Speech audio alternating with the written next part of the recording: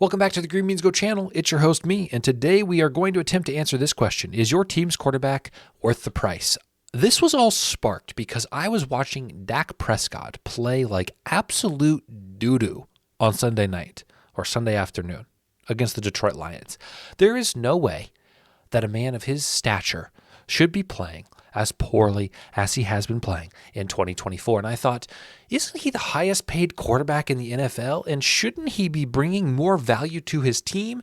And so that caused me to list every quarterback who has taken a snap in the NFL this year and the amount of dollars they are making this season. So this chart is the average per year per player in terms of quarterbacks in the NFL. At the top, you see, we have Dak Prescott.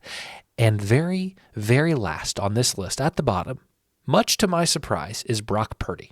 That's right. Brock Purdy makes less than Aiden O'Connell, makes less than Bo Nix, makes less than Bryce Young. He's due to get paid in 2025, but until then, he will continue to make less than $1 million a year, a salary that I would love to have to go out and play football every Sunday. But I digress. Here we are. I've sorted these into 4 categories. You have the big boys, the young boys and BRISSETT, and a category I could not name because it is so random, the people who fall in there. Let's talk about each of these categories and then slide each of these ugly mugs onto this quadrant. Now, real quick, I made this, okay? Here's how it works. The farther right a quarterback is placed, the more expensive their salary.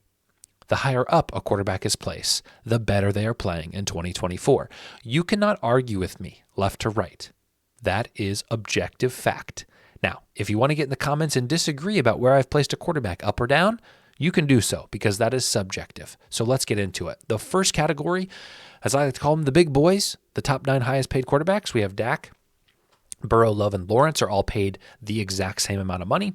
And then you have Tua, Goff, Herbert, Hurts, and Lamar Jackson in the reverse order. Okay, I flipped that around. I apologize. And they're all paid about the same. Okay, they lead the league. I've gone ahead and placed them on the list in this way. I think that Lamar is having the best year, followed by Jordan Love. Closely behind is Dak Prescott and Joe Burrow.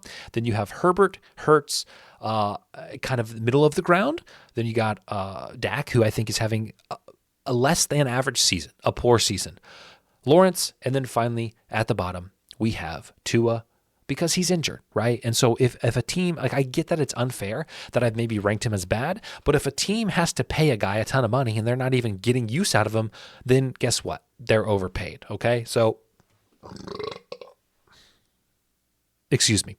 We are going to keep rolling because I've started this video 1,000 times and I'm sick of it, guys. I'm sick of starting it, stopping it, and I only have so much time in a day.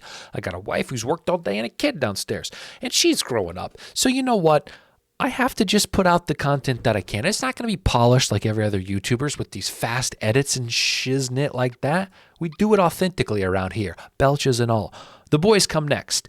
We have Kyler Murray, Deshaun Watson, who are paid, again, about the exact same. We have Kirk, Patrick Mahomes, and Josh Allen. And you may be saying, wow, Patrick Mahomes and Josh Allen are not paid in the top 10 of the quarterbacks? That's crazy. I agree. It is a little bit crazy. Stafford and Daniel Jones, Rodgers and Derek Carr, Baker Mayfield and Geno Smith. Geno Smith takes a pretty significant drop, even from Baker Mayfield, who takes a good drop from Derek Carr, right? So even within this kind of median category, you see a discrepancy in terms of salary, right? These guys are making close to $50 million, whereas Geno is making $27 million, so almost double, all right? Here's where I would put these guys. I've been very critical about Patrick Mahomes on this channel, and the more I am, the more you guys hate me. So here's the deal. He's 5-0. He's getting the job done. We'll put him as the best, followed by Josh Allen. Then Baker Mayfield's having an excellent season. Kirk Cousins has turned it on lately. Geno Smith and Matthew Stafford and Kyler Murray are all kind of week to week. They're going to give you what they need to give you, and they're going to do their best to get the job done. Derek Carr is hurt. Aaron Rodgers has looked bad. Daniel Jones is Daniel Jones. And then at the very bottom there, a guy who can't throw for 200 yards to save his life, even though his team is trailing every game. 0 for 27 on third down conversions. He's lucky to even have his eyes and nose showing. By golly, I should have had his hairline, and that's it. Golly. All right, here's how they compare to the first and most expensive quarterbacks this year. Moving on to the young boys and BRISSETT, we have Gardner Minshew, who has just recently been benched for Aiden O'Connell, so I'll bet you can imagine where I'm going to place him. Sam Darnold, Caleb Williams, Bryce Young, Jaden Daniels, Drake May, CJ Stroud, Anthony Richardson, and Jacoby Brissett. At the top, and kind of in this cluster of their own, we have Stroud, Darnold, and Jaden Daniels. All are playing exceptionally well, especially for their price. Caleb Williams falls kind of in this middle category. He looked really good in London, and I think he will be a key piece for the Bears offense for the next decade. I see him doing sort of a Russell Wilson's type tenure, maybe some championships, especially if they can keep the weapons around him that they have. Maybe that's a bold prediction. Maybe it's not. You have Drake May, who had his first start this weekend, looked okay. Anthony Richardson, I maybe have ranked too poorly or too harshly. When he's out there, he's a playmaker, but just like first to third down, it just I don't know. I don't think he's that good. I don't think he hasn't looked that good this year, and he hasn't stayed healthy for 2 seasons. He offers you dynamic things on his feet, and with Jonathan Taylor, yes, but his passing, the games I've watched haven't looked great. Okay, then you have Gardner Minshew, who's been benched, BRISSETT, who's been benched, and Bryce Young, who has also been benched, rounding out the bottom of this category. Here's how all of these guys rank in terms of their money paid and their skill on the field. Finally, we have the category. I don't know what to call it, all right? Because you have Andy Dalton, Justin Fields, Bo Nix, Joe Flacco, Will Levis, Russell Wilson, Spencer Rattler, Aiden O'Connell, and Brock Purdy.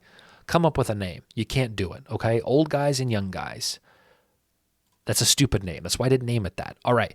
At the top, we have Brock Purdy, followed by Justin Fields, who's, leading the Steelers to wins. All right, Joe Flacco and Andy Dalton, and then Bo Nix, all playing about league average. Then you have Will Levis, who I think is just not the guy. He's creating all these memes for Twitter, but that's about it. Put Rudolph in and swallow your pride, all right? Aiden O'Connell, Spencer Rattler only have had a few starts. Russell Wilson technically hasn't had any starts, but I do want you to see the dynamic in terms of pay for both of these Steelers quarterbacks. And here's the full list, the full amalgamation of quarterbacks in the NFL based on their salaries. Now, you can look at this, you could comment, you can disagree, you can agree. What I want to draw your attention to, though, are these 4 categories. We have the paid fair and good. We have the paid fair and bad, the underpaid and the overpaid. So real quick, the paid fair and good, I think, are these quarterbacks. You have Patrick Mahomes, Lamar Jackson, Josh Allen, Baker Mayfield, Kirk Cousins, Goff, Jordan Love, Joe Burrow, sometimes Jalen Hurts, sometimes Justin Herbert, all right, sometimes Kyler Murray, sometimes Matthew Stafford, and sometimes Geno Smith, okay? All solid quarterbacks who are paid a lot of money, but can typically, more times than not, win you games. Then you have the paid fair and bad, guys who aren't costing, your salary cap a lot, but they're also not winning a ton of games. Sometimes Geno Smith, all right? That's going to be a common trend. Caleb Williams a little bit, maybe Flacco and Andy Dalton and Bo Nix and Justin Fields, these guys that I talked about, right? But they're not necessarily hurting you again because they're not affecting the bottom line. Now, this is where we start to have some questions and some arguments. Maybe some games Geno Smith looks overpaid. Maybe some games Stafford and Kyler Murray and Herbert and Jalen Hurts look overpaid. Aaron Rodgers certainly this season is looking overpaid. Daniel Jones continues to look overpaid. Lawrence, Tua, and Deshaun Watson, all with Dak Prescott, may be overpaid based, again, on 5 games, 6 games this year. I know it's not a huge sample size, but it's worth a conversation, all right? Finally, you have the underpaid, the guys who are returning value. Stroud, Sam Darnold, Jaden Daniels, Brock Purdy, sometimes Fields, certainly Flacco for the Colts. Won 2 games for him, I think. I think that's correct. Maybe more. Okay, Andy Dalton. Maybe a little bit of Bo Nix and sometimes Geno Smith and Caleb Williams. All right. What I find is interesting is this trapezoid, right? There is a guy on TikTok, on Twitter. I think his name is Ryan something. Forgive me. He does college basketball, and he has what's called the trapezoid of excellence, and where he kind of ranks teams in a certain way, and then this is where you want to look for your good teams. It's kind of the same idea here. This trapezoid is where you're going to find the best of the best in terms of skill, to payment. All right. So these guys right here are probably your highest value guys in the NFL. So what I've done is I've gone ahead and I've sorted these out, the moments you've all been waiting for. 100% yes. Mahomes, Darnold, Jaden Daniels, CJ Stroud, and Brock Purdy are all worth the price, no doubt, without a shadow of a doubt, for 2024. Then you have the yak category: Baker, Fields, Allen, and Lamar Jackson, all tremendous for their price. You have the probably category: Geno Smith, Caleb Williams, Andy Dalton, Bo Nix, and Joe Flacco. You have the wash. Okay, these guys, and this is the biggest category, are probably just paid fair. Do they give you value some weeks? Sure. Do they let you down some weeks? Sure. But at the end of the day, are they being paid the exact amount right of money? Probably. All right. They're a wash. Then you have the probably nots. Okay. Guys who are overpaid. Dak, Lawrence, Jones, Rodgers, Carr, and Jacoby Brissett. You have the simply no category. Guys who no, they're not worth the price. Russell Wilson, because he hasn't played a game. Okay, Justin Fields is getting it done, and Bryce Young. And then you have the 0% chance. You cannot convince me they're worth the price. Tua can't stay healthy, may never play another snap. He'll probably play another snap, but I don't think he should. Deshaun Watson, absolutely not worth the price tag of being a top 5 paid quarterback in the NFL. And then Gardner Minshew. All right, so there you have it. For all of you who are wondering if your quarterback is worth the value, now you know.